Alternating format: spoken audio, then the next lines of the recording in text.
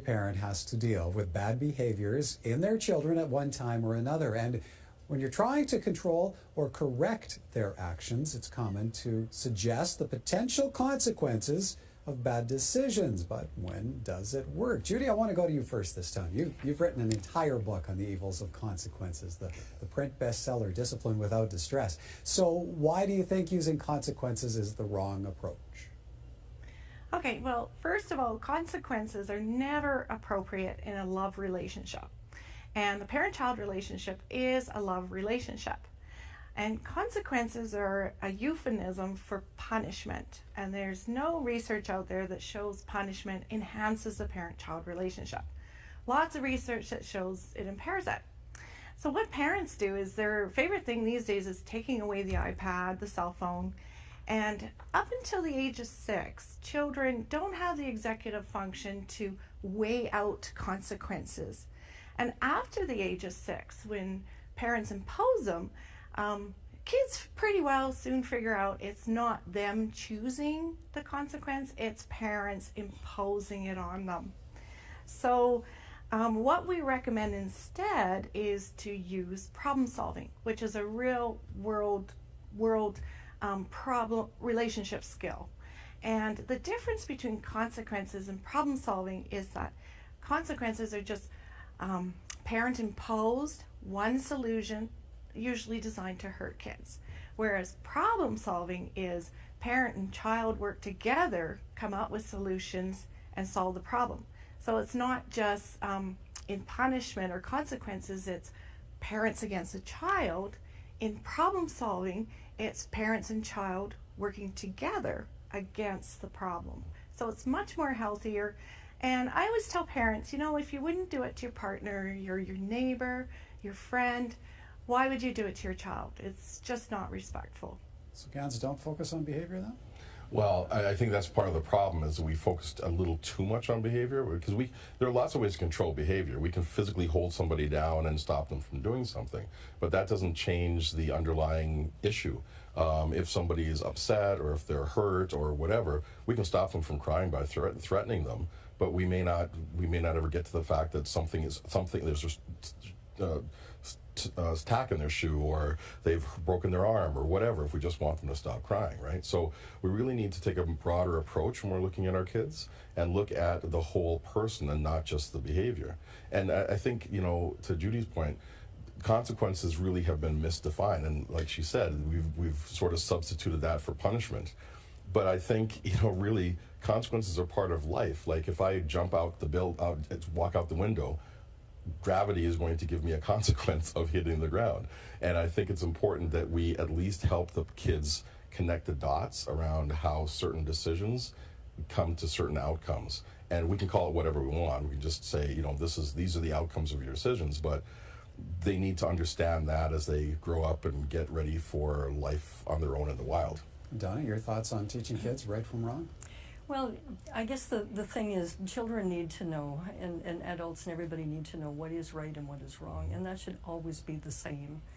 And using consequence, like an illustration of this is, you know, if you hit your brother again, you can't go to the movie.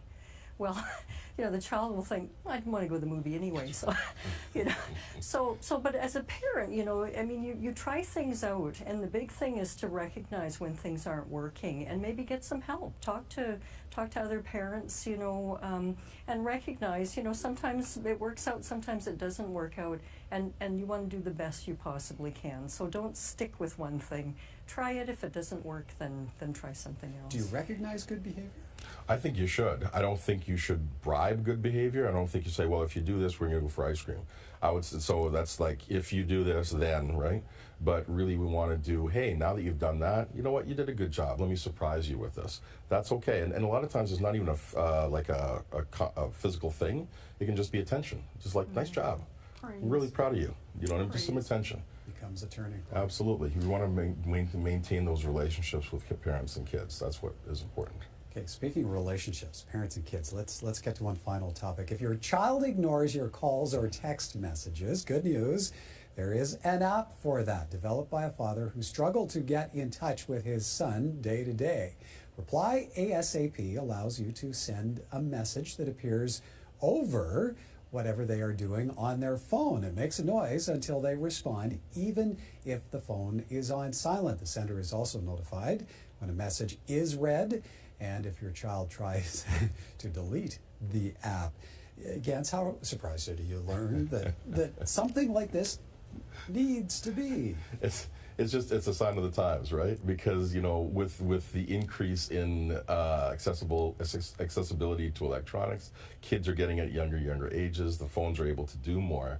And so, yeah, there's lots of distractions. But, you know, it is important to have clear communication between family members, especially parents and children. And if there is something that's important that needs to get through, the kid needs to do that.